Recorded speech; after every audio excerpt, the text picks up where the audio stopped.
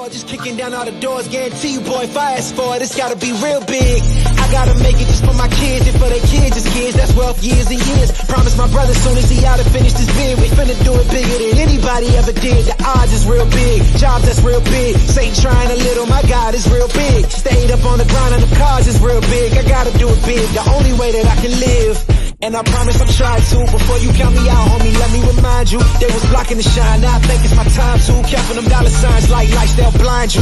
Let me rewind to back when I was broke and I couldn't acquire 2 cents, and now I got 2 rents. They was sleeping on me, homie, must have got too big. Call my phone, I be like, who this? Damn right, hell yeah, I'm brand new. Smell like can too. I'm fresh forever like canned food. Try and tell me what I can't do.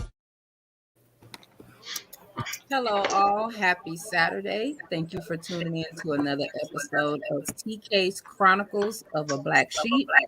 I'm your host, TK. I have my 2 co-hosts with me, Nika Pinks, and we still ain't worried about what DWDA, whatever you decide for him to be this week, is what he's going to be.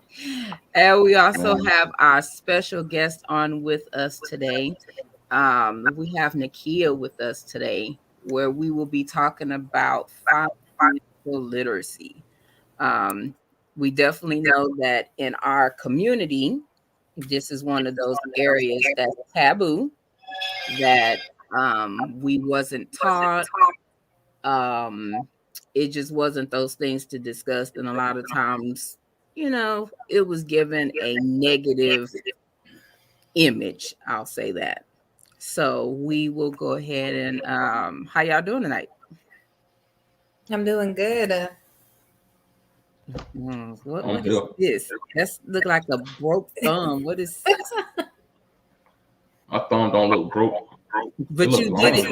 You did it like this, so it was like broke thumb. I'm here. I'm maintaining. I got my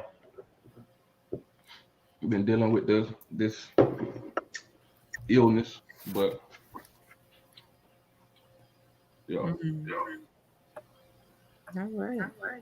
So I'm you was talking and your mic was on mute, right?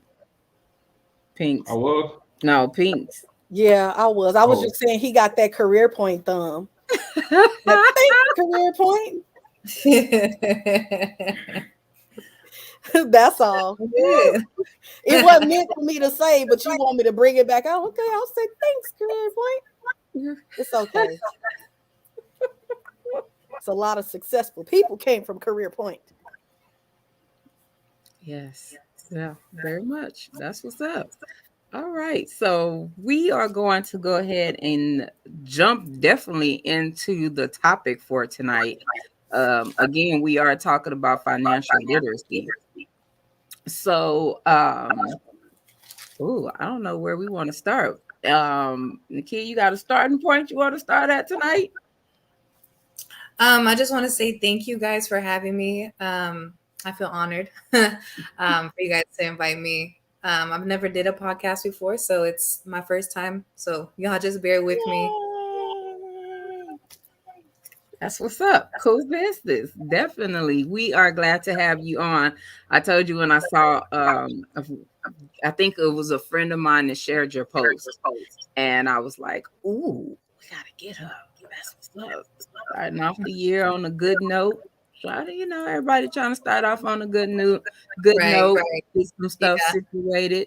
So I was like, what other way than finances? Like, it's one of those taboo conversations or situations that is normally neglected. Right. Yeah. I just recently started learning about financial literacy myself. So, I mean, it's when it was, I've been, I knew something about credit, me too. Like, I just, I knew that I needed good credit. And I know I needed you to get a credit card, but I didn't know the ins and outs and what it meant to have good credit or, just I guess the all around it. But the more I learned, the more that you realize how, beneficial that it is for everybody to have and how important it is to teach your children, just what it is. Because I just feel like, we go to these car lots and these dealerships and we wonder why we got to pay these high interest rates, for these, old cars, or, why we have to pay so much. And, it starts with, financial literacy. Because nobody's ever taught us nothing like that before. I just know to go to a dealership and give them some money and they give me a car. I didn't know that, I had a chance, I had an option to be in control of what I wanted. And I feel like that's, people can start taking back control of what they want when, they learn more about financial literacy. So that's just what I felt like I became passionate about. It's amazing what you can do with your life when you have good credit, and how people treat you too when you have good credit. Oh yeah, most definitely. They want that business. Mm-hmm. Yeah, definitely want that business. So before we jump into it, I'm gonna ask this random question. And we're gonna see how generations then touched you a little bit. Raise your hand if you had a phone bill, electric bill, finger hut, or some other type of bill that was in your name before you were legally able to have a bill in your name. Oh, so my mama the only one that was raggedy? Some of my friends got stuff like that going on. Some of my friends do.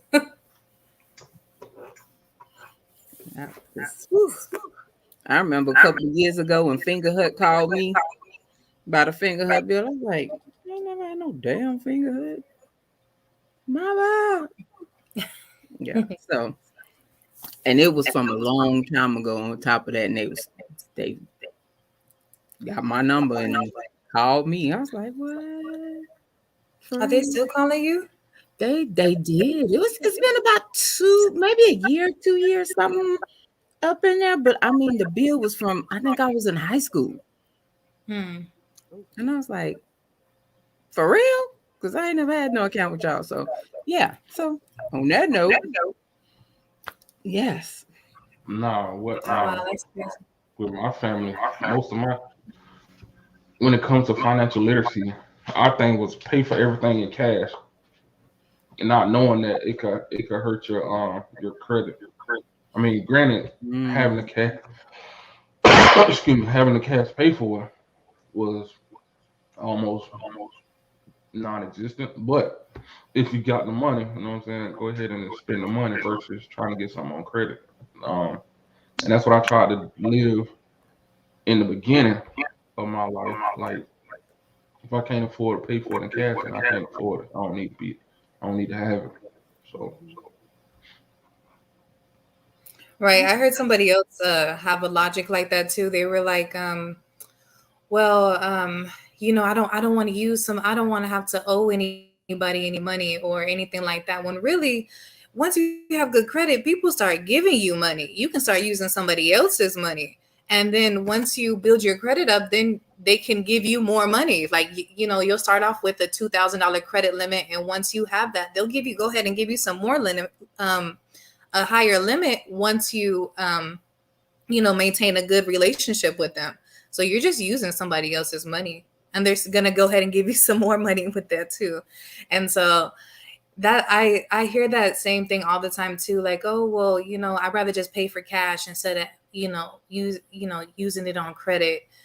And it's, people should look at it from the other side too. It's only because people don't know either. Yeah. And funny you said other people's money. I learned that phrase when I was in Cuba on an assignment in Cuba, and one of the colonels I was talking to, he was breaking down how he bought house after house after house after house after house. And he said, Sarge, I'm gonna tell you, he said, this is my philosophy. He said, what is OPM? I'm like, OPM? What are you talking about, OPM? He said, I like to use OPM. And I started Googling OPM. I'm like, what is OPM? He said, other people's money. And I was like, that makes so much sense. Why would I want to use my money when I can use other people's money? Mm-hmm. I was like, okay. And I started looking at, like you said, small stuff, starting off small, getting a credit card, keep paying it off. The next thing you know, they was like, hey, you qualify for this credit card. And I'm like, I do? Okay. And then next thing you know, you getting the what they call it, the pre-approved car loan. Yeah. I'm like, okay, wait a minute, y'all doing too much now. Because I had about 4 or 5 cars in a parking lot. Yeah, they want to start giving you stuff once they feel like, oh, well, he's responsible, or she's doing really well. Let's give her some more. And that goes back to, like having different lines of credit. You only want to have 5 different lines of credit. And they all don't have to be credit cards. They can be, a credit card. It can be like a personal loan, a car loan, a home loan, just different lines of credit, and all those together, will torpedo your credit score really high, and you'll look really good to the credit bureaus and to the credit card companies. So before we get, since we already started, for the folks that are listening and stuff, can you explain what financial literacy is?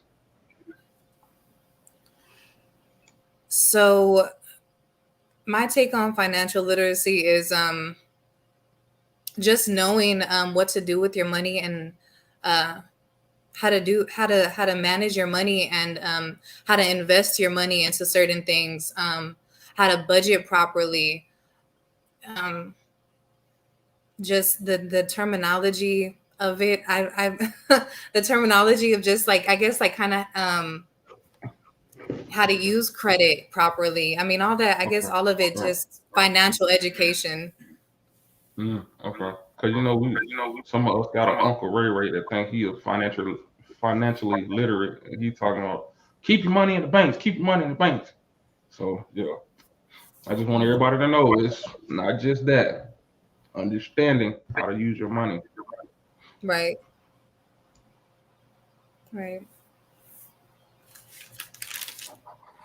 You on mute, ma'am. Hey, you talk about everybody else. Your ass on mute too. She was getting started. I was. So one of the things we were talking about before we started, before we came on, was I guess we'll hit the ground running. How divorce affects your credit?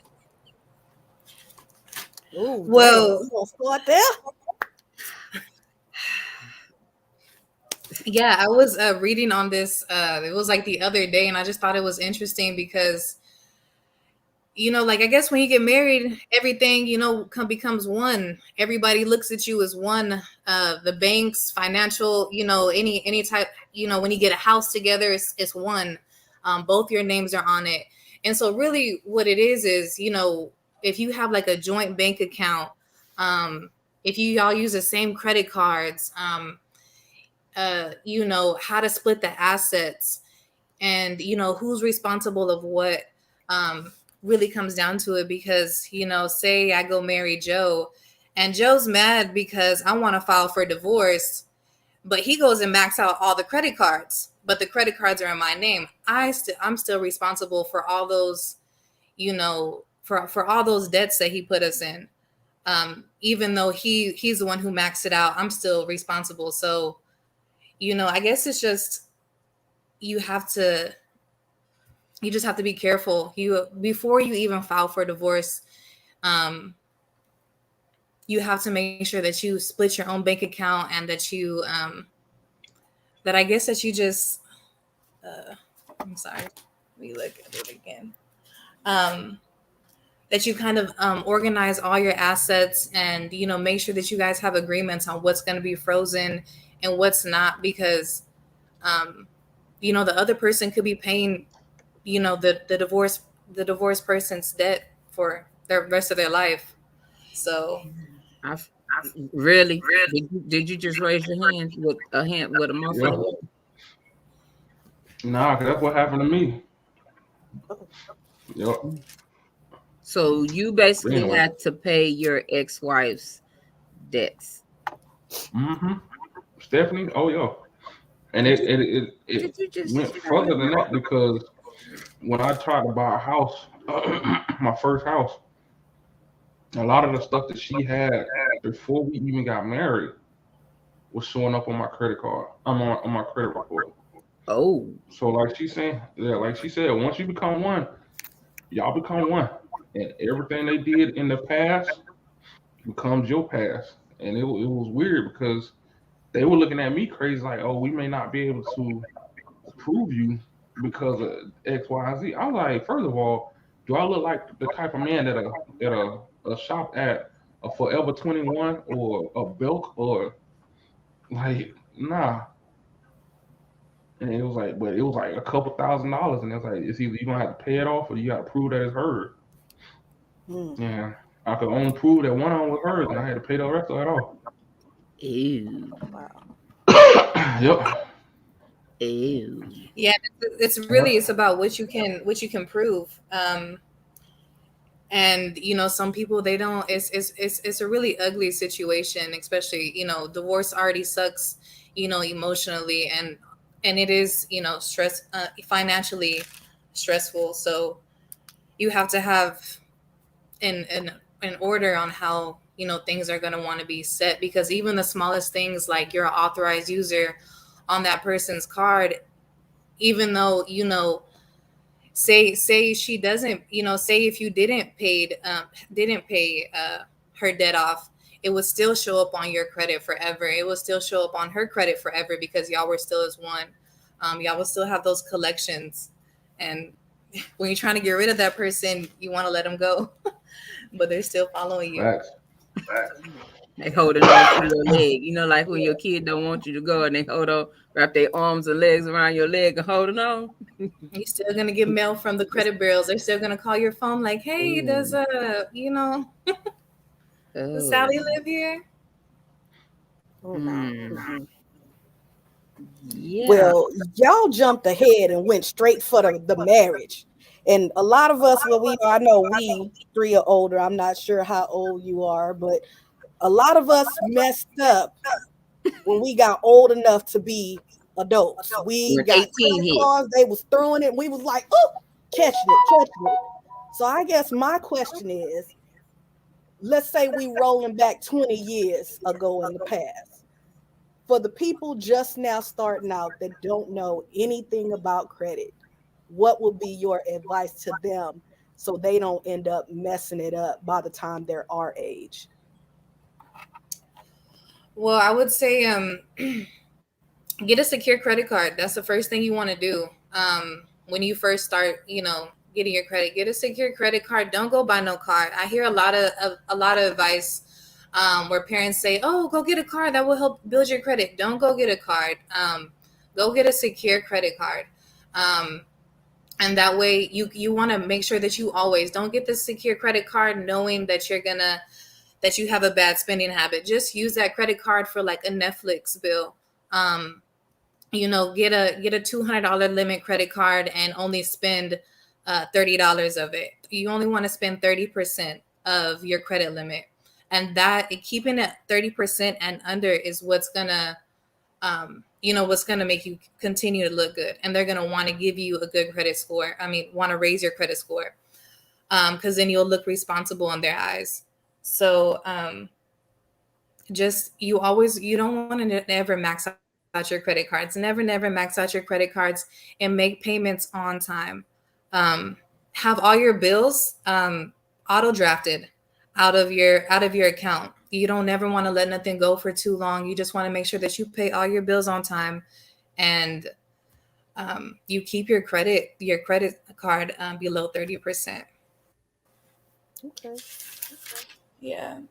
You know, Black folks, we hate doing that auto draft. It'd be like, well, maybe I know. just this person, because I'd be like, oh, you're not gonna touch my money. Let me give you. You're not about to take out of my account. I get offended when you touch my account, so I can't do that. Don't touch that. But yeah, And I like that you stressed secured credit card because I think we've all experienced that as soon as you become 18, them credit card offers come in like they making it rain yes, for you to sign up. And yeah, and it's like going crazy. And I know for me, when I turned 18, it was like, girl, get your credit card, girl, go get. It was like it was pushed to get it, and like it was like it was free money. So I know in my first credit card, it was like, oh shoot, right, Yep. Yeah. right. Because it was And like, like, oh, shoot. Y'all didn't I get. I'm can, 18. Y'all gave me $1,000. right. Yeah, I feel Yep. like, for the parents who have, like, teenagers, like if they're 16, 17 years old, even younger than that, like you can put your child on your credit card as young as 18 years old to help establish good credit. So when they do turn 18 or they do, get older, they will already have immediate, great credit score coming out into the world and being able to succeed. And I feel like that's like the biggest thing is that, we want to break those generational, chains and those curses. And, we all know how to go, most of my people, we all know how to go fill out, a food stamp form, but we don't know how to properly fill out, a credit card or how to manage money. And so I feel like if we start with the basics, we can stop living the way we've been living for so long. And like that's just my biggest thing. Like let's set our kids up for success. And let's go ahead and give them something that we didn't have. And we just gotta just do a little math, budget our money properly, and sacrifice a little bit, and we can make sure that our children never want again. And I think that's like the biggest thing why I feel like it's so important for us to learn, like, yes, credit is good, but let's give our children good credit. Let's give them a home that they can give their children a home, so it goes down the lines, and it gets so much deeper than just having a good credit score. It's so we can live good and can forever live good. So, I'm glad you said that, because I was gonna say having a good credit score can be a curse, because everybody's giving you stuff. It's easy to get stuff, but if you don't have a way to pay everything back, you putting yourself in a bigger a worse situation than you would if you were just trying to do it by yourself. Mm-hmm. And glad we had that conversation too. I just want to say you're welcome, Nay. I put her on as an authorized user on my credit cards. I think she was like 15, 16. And her credit score is better than mine. I was like, I'm finna boot you off. Hell. But she's gonna be right. Yeah, because what a lot of people don't realize is bad credit is having no credit is worse as bad credit. Yeah, I mean, we because when we turn 18, we just feel like it's normal to pay these deposits, or it's normal to have these high interest. And like we're struggling because we're paying this extra money that we don't have to pay. Because we're struggling regardless. We're paying a 16 interest rate on a 2009 car, when that's not like that doesn't even make any sense. So it's I just feel like we have to do better with educating ourselves, and so we can educate our families. And yes, they can give you credit cards, but you don't got to accept them. It's okay. Like you don't got to take them. Just deny them and pick which one is best for you. So I didn't learn about interest rate until I was like I want to say either close to my 30s or in my 30s. Like I didn't understand the impact of the interest rate. And I was like, once I did, I was like, so you mean to tell me if I got, like you said, 19%, basically 20 to $40 or whatever I'm paying is going somewhere else. It's like, nah, hell no. So if I'm paying like, say like $300 on what's only going towards my account is like $170. I was like, nah, you can't. You're not gonna be like that. Yeah, do that. Checking into some of the comments. Again, like I said, my mama wasn't the only one. But Simone even said the first line of financial literacy is not putting bills in the names of your kids. It wasn't just my mama. And one of the comments, Alex Demand says he's heard that to get a secure credit card and to only buy gas with it. Yeah. Only use it for like a small bill. You use your gas with it in place of your cash. Just so you can start establishing some type of credit history. Can we explain to the people that may not know what a secure card is? So a secure card is you get a credit card. You can usually get a secure card anywhere with any credit company. It's with your banks, they should have one. But what a secure card is whenever you put your money inside your money into the credit card. So if you want to have a secure credit card, if you want to have a credit limit of 200, you deposit 200 into the credit card, and you will still use it as credit. So you know that you will always have that $200 on that credit card, but you could swipe it, but you still have to pay the remaining balance, whatever you do use. So you always have to keep that 200 30% or below. But you're basically using your own money to build credit. Okay. That's what's up. Alex Demand also stated, he said credit card companies used to set up kiosks on campus every year. Yep, that's how they got me, especially at HBCU. That's how they got me. That's like a speed trap setup for real. Mm-hmm. And they got us how they used to do us, especially the football players. They say, "Oh yeah, we'll suspend your payments until you get your refund check," not telling us that this whole time is gaining interest. Oh. So we don't got like a $300 credit card, and they suspended payment, so we don't max it out. We think, oh, once we get, all we got to do is drop 200. No, bro. By the time the refund check comes, you owe like $500-$600. You're like, wait a minute. Oh no. Mm-hmm. It's yeah. I got some stories about that shit. Boy. I got PTSD. So yeah, I have a question for you. What is, because you always hear the little things about how to pay if you actually have a regular credit card. Is it better to pay it by the due date or by the end of the closing cycle?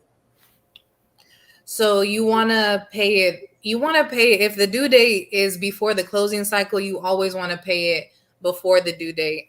But there is a huge trick that there is to it. So what I suggest to all my clients is to, every month, and of course, in place of using the cash, your cash instead of your debit card, make sure that you make on your credit card, make sure that you make 2 payments. Make one 15 days before your credit card, before your credit payment is due.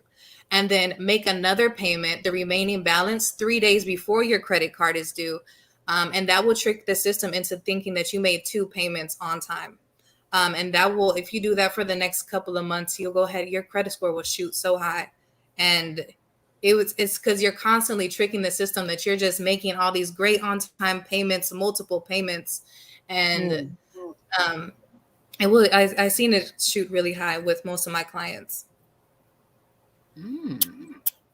Trick the system. Write that one down in the notebook. Yeah, 15 days before your credit card is due, you want to make a payment. And then 3 days before your credit is due, you want to make another payment. And that tricks the system. It does it every time. Like, I've seen it work. It's crazy. People have shot up 100 points within 3 months. I've seen it. It's like magic.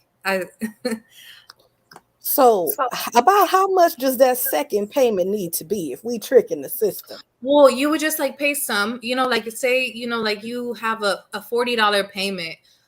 So you would, you could just pay 10 on the, pay 10 and then pay the remaining 30, 3 days before. So you're basic, you can split it however you want to split it. Yeah. So it's splitting, not really making an additional payment, but splitting the payment. Splitting the payment. Yeah. Splitting it twice before the due date. I thought I was paying them twice. I'm like, let me think about this. No, you're just splitting the payment. Okay. Okay.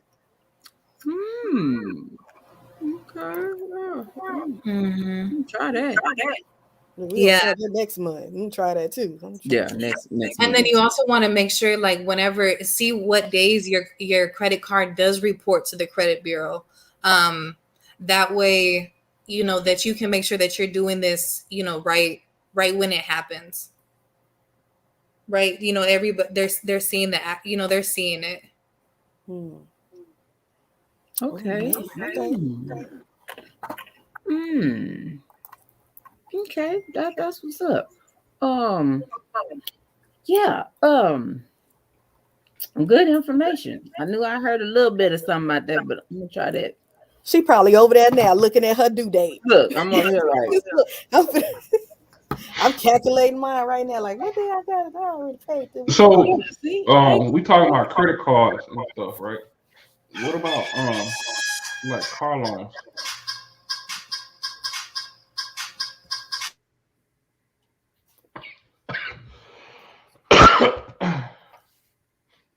That must have been a magic question. That must have been $1 million question.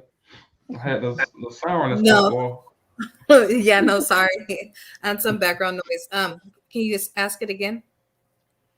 Shit, I forgot. Oh, car loans. How does we talking about credit cards and stuff? How does car loans impact credit? It just depends, on what kind of if it really, because most dealerships, they don't report to the dealership, they don't report to the credit bureau. Well, I know some do, some don't. So you just have to make sure that you find one that does report. It does put a small inquiry on your credit report, but as long as you make those payment on times, it shows, it shows good credit history. And with like car notes or, whenever you make big purchases like that, you always want to make sure that I feel like it's best to make micro payments whenever you do make big payments. And just micro payments are just small payments, in the month. Like, say if you have, $100 furniture set, if you made, about $6 $20 payments, or, you made a payment on it every week, or maybe twice 1 week, you would be paying the interest off faster, and you would also be saving yourself just a little bit more money, every time, making micro payments. It helps. I didn't even think about that. Yeah, it helps decrease the interest rate really fast, and you just look, making those small payments, I feel like it's easier on some people instead of just making one big old, payment, just a little bit at a time. It helps. Okay, that's what's up. I didn't even think about that micro payments. No, not at all. No. Yeah, slow and steady. Slow and steady. Because that interest be a killer. Yeah, for real. Yeah. So how bad does late payments affect you? Because sometimes you gotta ride Peter, Paul, Jacob, Silas, Matthew, Mark, Luke, and John. So late payments actually can decrease your credit score 110 points. It's a lot, and wow. It takes, if one late payment, it can also take 1 to 2 months, just depend on how hard they decide to hit your credit, to rebound from just one late payment. Up to 6 late payments, your account will be closed and will be sent off to collections. Oh, wait. And so, 6 payments going unpaid, they will just go ahead and close your account. They don't want no more business with you, and they'll just send it off for somebody else to deal with it. So, and that shoots. Anybody if you don't pay a payment for up to 6 months, they send it off to collections. They'll send it off to collections, and not making late payments or not making a payment at all up to 6 months it hurts. It really looks really bad. It can even affect your score, just like it's just as bad as a bankruptcy. Making late payments and missing payments up to 6 months. Dang. So someone in the comments asked, what's the big difference between late payments versus missed payments? So late payments they can increase your score up to 110 points. Missed payments that can get you sent off to collections. Your score will get decreased, and you'll have a collection, on your score. Whenever your score gets decreased, it's not necessarily sent off to collections. You still have an open account with whoever it is that you are with. Okay. Oh man. Yeah. Okay. Someone asked about what about the late medical hospital bills or not paying the hospital. That's the one right there. Be like, I just won't use that hospital no more. So the hospital bills, I love when I get clients with hospital bills, because it's a violation with HIPAA. They are not supposed to be sending. They are not supposed to, like, I love it. Like, bring all the hospital bills and all the ER bills, because it's a violation once they report it to the credit bureau, because they're not supposed to be letting anybody know that you were at that hospital that day and what you got, because what kind of procedure happened. It's illegal. They will try it, because most people don't know. They will definitely try it. So just leave the medical bills alone. Don't even bother answering the phone call, accepting the phone call. Tell them send whatever information that you have to the address that they have. Don't verify or deny anything that these people are calling your phone with. That's my biggest advice. Like, if you ever want to get something erased off your credit, stop answering the debt collectors. Don't even worry about them. Just, hang up, forward, whatever you have to do, but don't verify any information with anybody. These debt collectors getting slick though. They be calling like they your homeboy. So, hey man, remember me? Like, hey, Mr. Randolph, how you doing?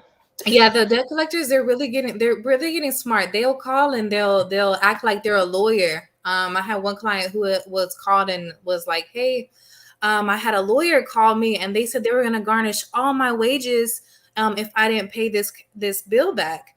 And, and I was like, that, did the lawyer serve you any papers? I started asking her some more questions about it.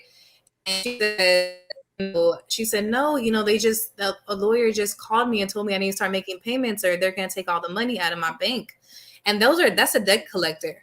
Lawyers, they'll subpoena you, or, whoever, they'll legally come after you. Give you some type of paperwork. It was a debt collector threatening her to garnish all of her wages. And he's not, it's not real. So he was just trying to scare her. They're debt collectors. They try to really scare people. That's funny. Yeah, you got me over thinking like, right? We got the all pause like. Our friend is like, that's the only negative I have, but don't sound like it's a negative, because that's a HIPAA violation. It is. It's a HIPAA. Like, don't answer the hospital anymore. They don't have nothing to call you about.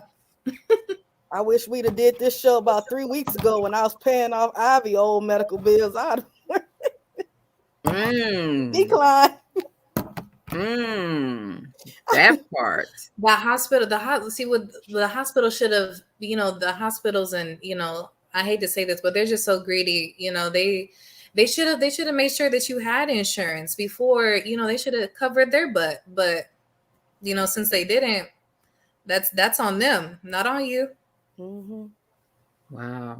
So there's a question that asks, can the IRS garnish or freeze your accounts? Hell, motherfucker, yes. Yeah. Yeah. They can definitely garnish and freeze your account. That's the government. I have no control or no. If anybody can do it, yeah, they can. Those are the. But that's if you owe them money, not if like you owe somebody else money, right? So Yeah, like if I say I don't owe the IRS, say I owe a car company, and they say, hey, we're gonna have the IRS garnisher or what's the name? They can't do that. But if I owe Uncle Sugar, yeah, he gonna run me my money, player. Run me my money. Okay. Yeah. Yeah. Ooh. Yeah. Ooh. Okay. Well, yeah. Yeah, the IRS can take, if you owe them money, they want their money. Down to the draws. Yeah. They'll freeze that account in a heartbeat. Ooh. Yeah. Pinks, did you have a question? I want to circle back to something. I'm just like, wow. Yeah, I ain't playing with the IRS. I play with everybody else, but that when you said earlier, different lines of credit, what would be your suggestion on how to set that up? How to set up a portfolio? Please, nobody go rush and get all these loans and don't do this. You want to do it within a time span. I want to say, you want to build it really slow.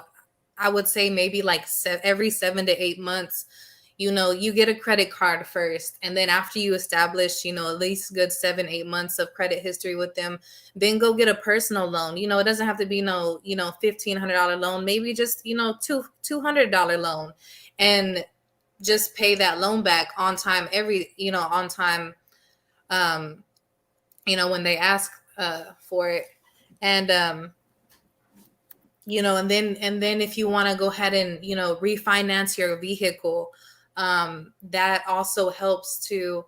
Or, if you want to go get a credit line at Cons, but you all want to do these within a 7 to 8 month time span. You just don't want to all back to back rush and go get a credit card or these loans, because now they're looking like, hey, what is this person doing? Like, this is a lot going on. They're just applying for all these, you want to make sure that you spread it out.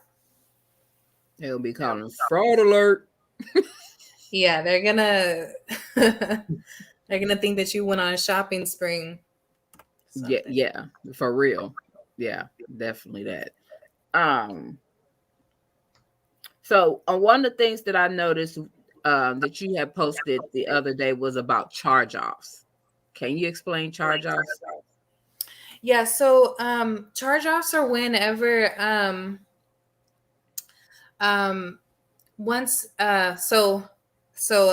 charge-offs are collections that have been that have been on your credit. And whenever you see a charge-off on your account, that means the creditor has sold your account to another debt collector. So like if Verizon, if Verizon is on your credit and it's been on there for a long time, it's never been disputed, nobody's ever made a payment. Eventually a debt collector will come in and be like, hey, I'll buy this credit for this. I'll buy this, from you for this much from this person. And so that's why you get those debt collectors, because you have those charge-offs on your credit, and they're going to call you and harass you until they get their money that they paid for your debt. because they're paying for your debt. That's what a charge off is somebody else paid for your debt. Now they're coming to her, call you and send you letters and, come find you for their money. Okay. And that's where you get those real aggressive debt collectors at. That's why they get so aggressive, is because they want their money, because they paid for your debt and they want to figure out how to get their money back. Ain't that a girl?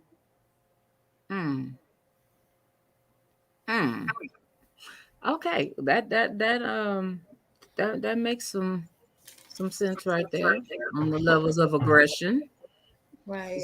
Yeah, 'cause they want that money. I think I heard something before about, like, once they do that and they send it to somebody else, that it's supposed to be like a violation or something. You're not supposed to even worry about it. Don't pay on it. Right. No, I haven't heard that. That could be true, but I haven't heard that. Okay. Yeah, I was gonna say I heard once. This is what I've heard when it comes to stuff like that. Once one debt collector sells it to another debt collector, it starts the time over. Yeah. It So, refreshes it. Yeah. Ain't that about a Yeah. So if you're the last time you did anything, I'm sorry, go ahead. And and on the refresh, on the on the refreshing part, like if you I hear a lot of people that have like evictions and foreclosures and all of these things, but they're having a problem with getting into another apartment because of the previous eviction or the broken lease. Apartments, they'll tell you, well, hey, if you work on trying to make a payment plan with this other apartment complex, we'll let you inside of our apartment. But what that does is, once you start a payment plan with something that's on your credit, it only refreshes the credit and it looks like it's brand new, like it just happened yesterday. It doesn't, that all that history that has been sitting on there or when it happened, it refreshes like you just got that eviction last week. Like you just got that and you're working on paying on it. So it really hurts whenever you try to pay those things off on your credit. It's crazy because it's like damned if you do, damned if you don't. But it's a tricky situation. Damn. That's all I'm gonna say. So you might as well just like not even worry about it. Yeah. It's just a bond. That's crazy. So it's a setup. Yeah. That's what I'm just say. Just frick that. Yeah. So and that's where just kind of like we I guess that's just what we're credit professionals are here for, just to help you guys send those dispute letters off, because there's no point of trying to pay some people back. I mean, it does look good whenever you do complete the debt. It does look good whenever, of course, it looks great whenever you finish paying something off, but it's still it still refreshes on your credit, and it takes so much longer to raise your score again. It takes a long time to rebuild it. See, we over here with the disappointed faces. We just girl, you see my face? I'm like, we toe up. We just the room is crappy. I'm like, oh, I got another question. Maybe you can help me with this rumor. Bankruptcies. Right. 7 years, or is it 10 years that it stays on your credit report? 7 to 10 years. But we can get those disputed. Yes. Up there to 7 to 10 years, but we can get those disputed with one round. With one round. That's why, I feel like it's so great to, I just feel like it's amazing. It's like magic coming off, because it would 7 to 10 years, a bankruptcy will stay on your credit. I just recently helped a client file three bankruptcies off of her credit. It took us 2 rounds, but she had 3 bankruptcies, and now this woman is like, she's like calling my phone, telling me thank you every single day. It's amazing, just you can get those things off. They don't have to be 7 to 10 years. We can get those things off way sooner. You can go back to living your life.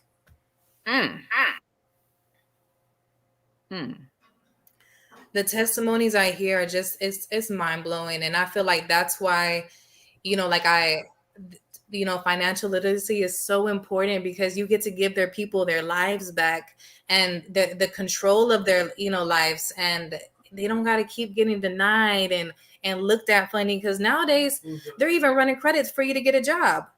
They're running credit for your insurance policies. And you're just looked at like somebody who can't pay their bills on time, and it's really sad. It's already hard enough, so it's just the little things. If we can prevent them and help people get their lives back, is the most important part. I may not know everything, but I feel like it's the little things that do get done are just so amazing. So one of the comment that came off of one of the questions we brought up, he said, I heard that if the account gets sold, then you can legally request that credit company remove it, and they have to remove it. They're asking if that's true or false.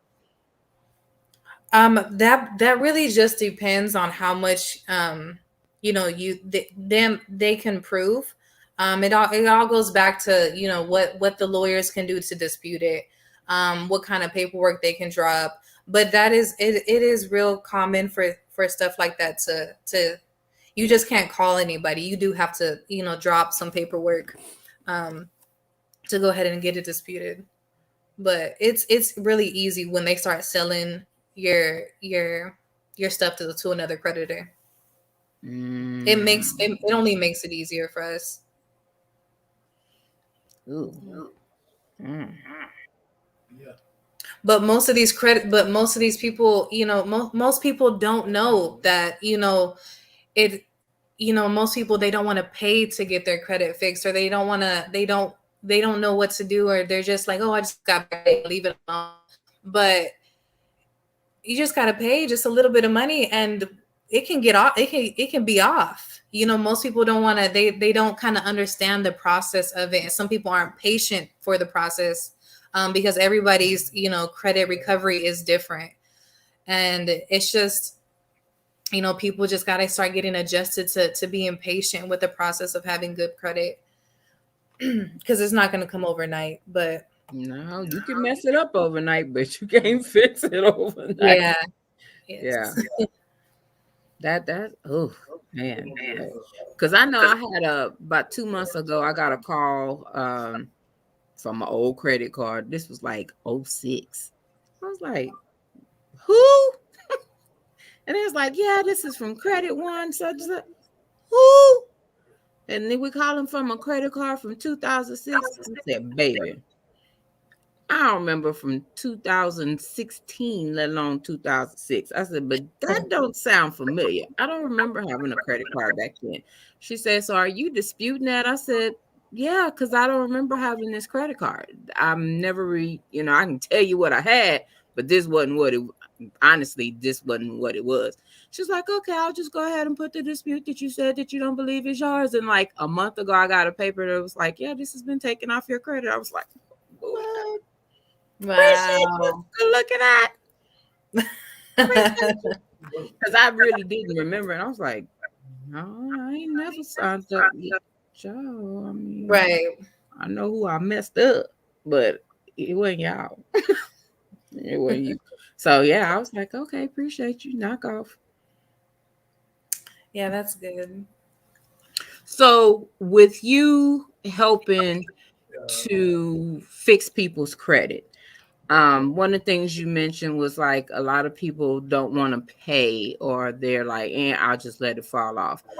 I know I've looked into having my credit fixed for some things that, of course, was not mine also, but on some of them old, early 18s that might have been on there. What is the price, or what does pricing look like to have your credit repaired? Yeah.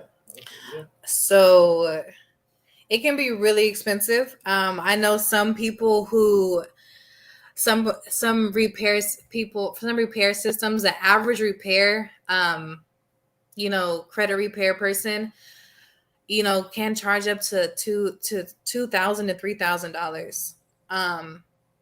Yes. But That part. I actually see that's what, and see, I think that's what most people, they kind of get those quotes, those $500 quotes, those those quotes like that from people, and everybody's different. My services are they're dirt cheap. All it is $188 for me. So my services are really cheap. And it's at $89 a month. And with most credit services, you do have to pay a monthly fee because it may take longer to fix your credit. Like if you got to pay you may pay a flat rate with somebody, and that's $1,500, and they'll work on your credit for 6 months. But after that 6 months, you may have to pay them another, $1,500 for them to keep working on it. So most credit repair companies are different. I just have a monthly fee. I have a flat rate in the beginning, an activation fee, and then it's an $89 monthly fee, because we want to make sure once you reach your credit goals that you can back out and you can be like, okay, I'm done with your service, thank you. So you're not having to spend $1,500, that extra money that's not needed, because we can get your credit. Most of my clients do see results. They start seeing results within 30 to 45 days. Not everything is completely off, but it may take a couple of rounds for certain things. Everybody's credit is different. It's unique, like a fingerprint. So you just have to you just have to keep working with it and see what you need, because we don't know if you've picked up the phone or not, how long you will need our services. If you picked up the phone or not, and you've confirmed these debts with somebody before. So it's just different. Everybody's, credit is different and their process is different. So I don't even know if that's something that you can answer, but like what type of things don't come off? Is there like some things you could mention to us that don't come off credit and you have to actually pay those things off? Federal student loans.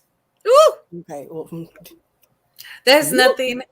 That's something. Now we can get the late payments from the federal student loans off, because whenever you don't make, I guess I don't have student loans, but I've seen them on other people's credit, but it's because they were late payments. It's only the federal student loans.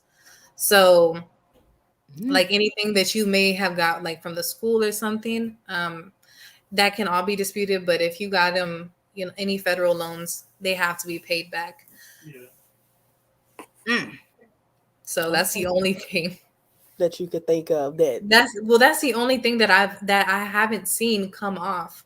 Like I said, we've disputed bankruptcies, foreclosures, tax liens, all those things. We've seen those things come off. Okay. Okay, so someone asked, how do you know which services are legitimate, and should they be licensed or a lawyer or what?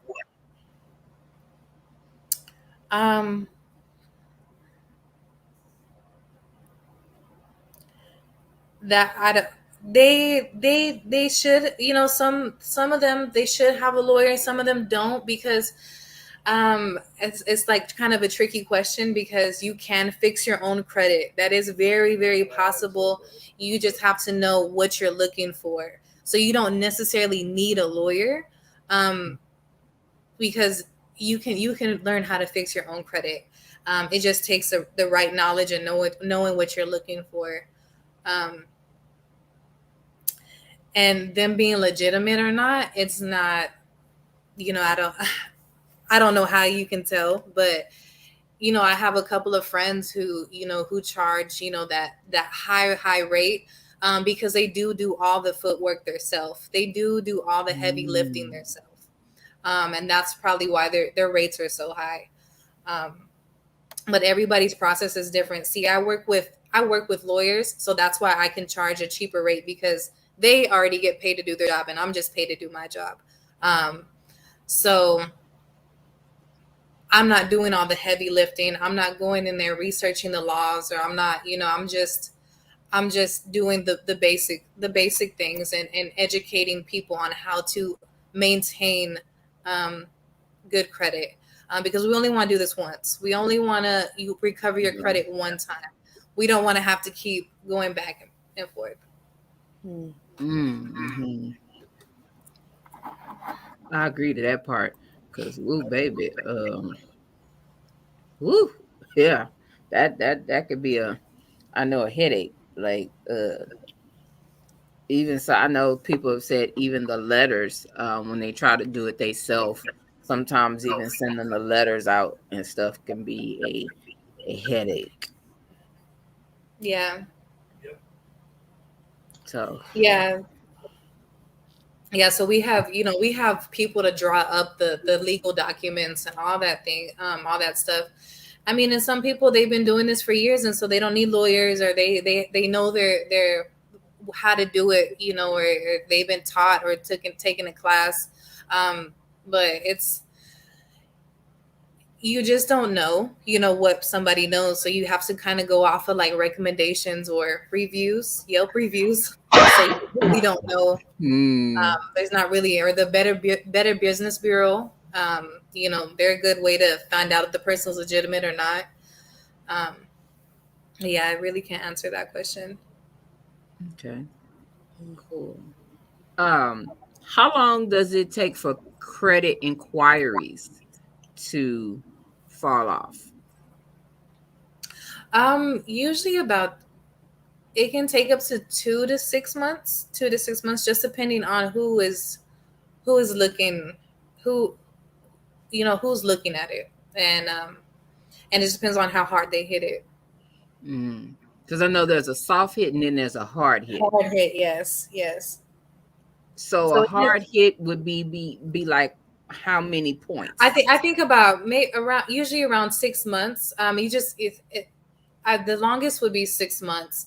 A soft hit would probably be 2 to 4 months. It would stay on your credit.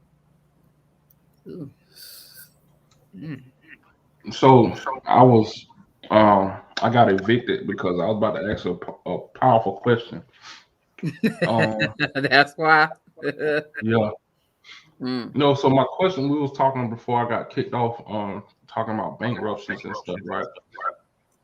Why is it, and this I want to an honest opinion, why is it that major companies weaponize bankruptcies?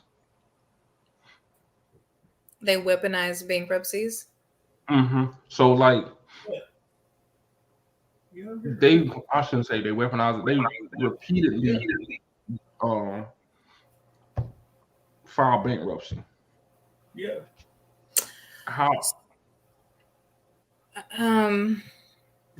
Why why people keep filing bankruptcies? So because bankruptcies, I guess, because you won't have to pay a portion of that debt. So you're not liable for all that debt that you put yourself into. They can get that reduced debt once you file for bankruptcy. So if they keep filing and filing and filing, I mean, they're lowering their debt, but it's still taking that hard hit on their credit. And I'm sure some people aren't, sometimes people aren't really too concerned about their credit when they're just flooding in bills. So they'll keep filing and filing just to get themselves out of that hole and restart again. So that's it minimizes the debt that they owe. So is it like they get a fresh start or something? Like they just get to? They only it's something like that. They would only have to pay back a portion of what they owe, and so they'll settle for something. So just curious. So if I file bankruptcy and then come to your program and get that bankruptcy removed, can I run my credit up and do it again? if you want to, I mean, I feel like you would just keep paying more money. You would be paying more and more money. It's I'll it's be not paying worth less it. than what I owe. You are paying less than what you owe, but we don't know how long it's going to take to get that bankruptcies off. Everybody's different. Everybody is different.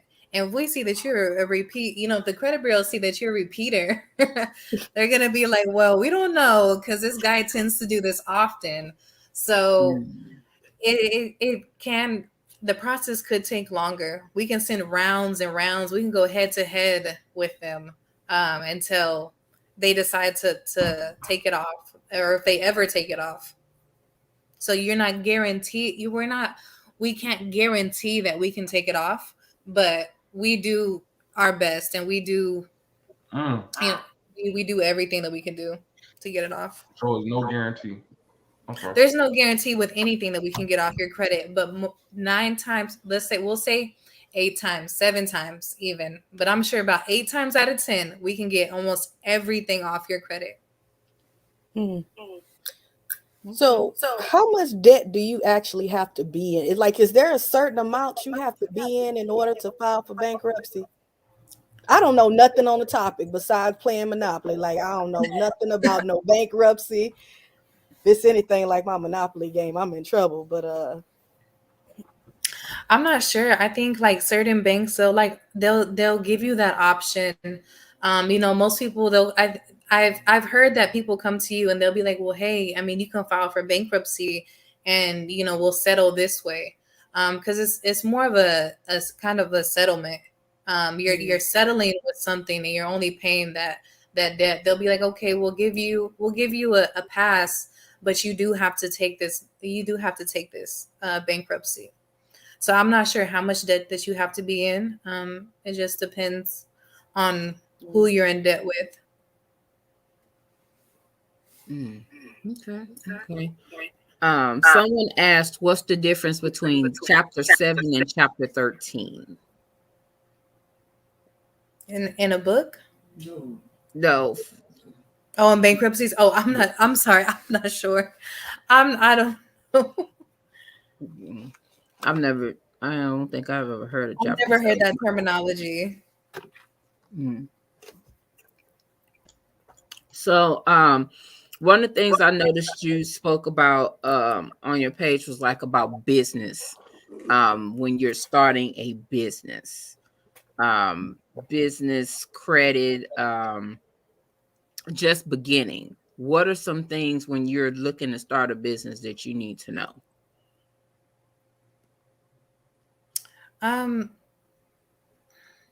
Business, your credit does, there is business credit and there is personal credit.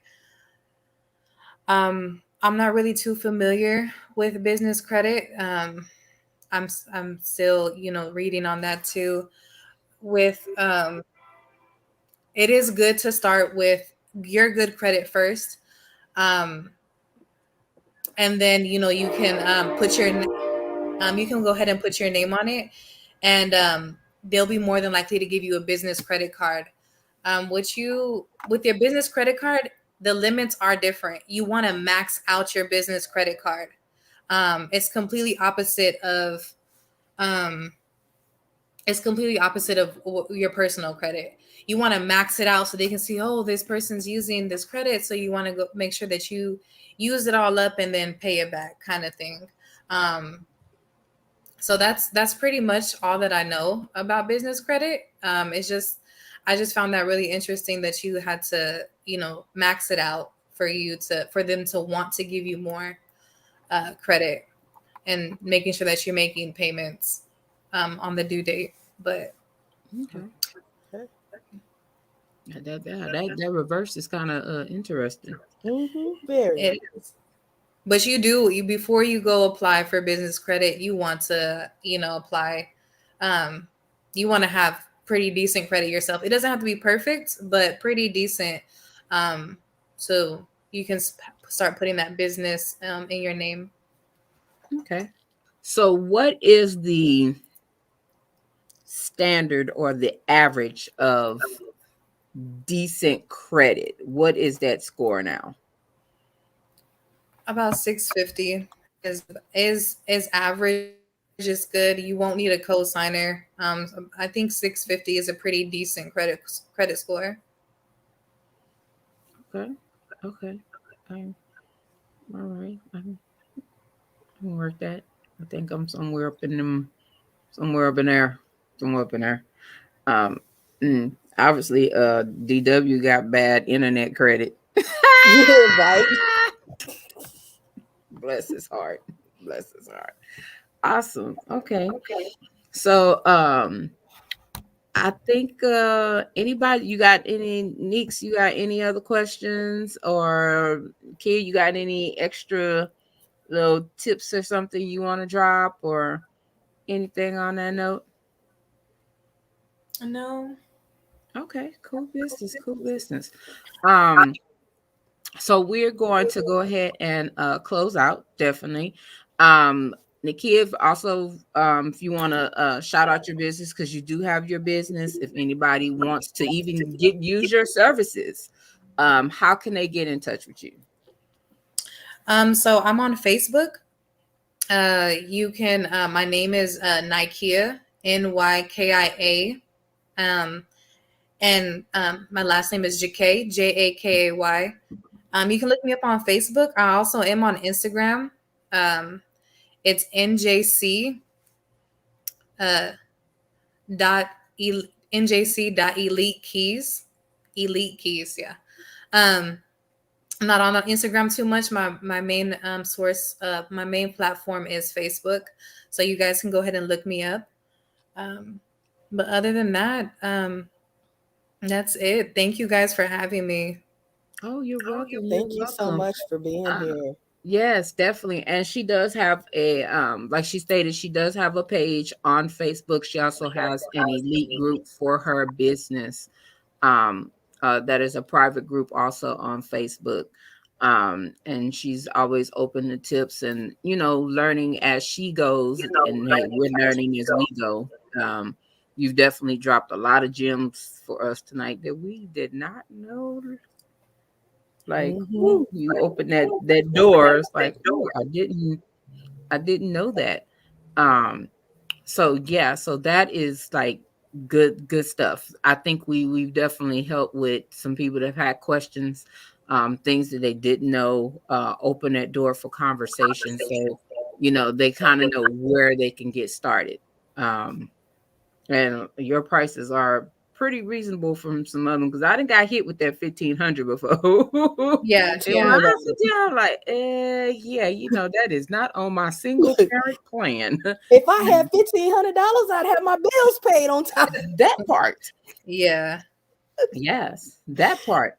So that, like, definitely on that note, to what people people need to know what's going on, so that you've definitely dropped some knowledge that people didn't know, probably didn't understand, just to be that road opener to, like, hey, okay, maybe I need to get some help so I can go ahead and start this and get the ball rolling. The more I learn, I'll always come back and share with you guys, or I'll always let I'll keep posting on my wall. I just, as much as I know, I want to tell everybody else about it too. Definitely. Yes. That works. And we greatly definitely appreciate you for coming on with us. That actually means a lot for us. So I thank you. I'm glad I ran across you. So definitely thank you on that note. I'm trying to think what else, because somebody internet is raggedy. We ain't gonna say his name because he's in the comments. Bless his heart. So yes, so we are going to end tonight. Next week topic, we will get back with you on that note.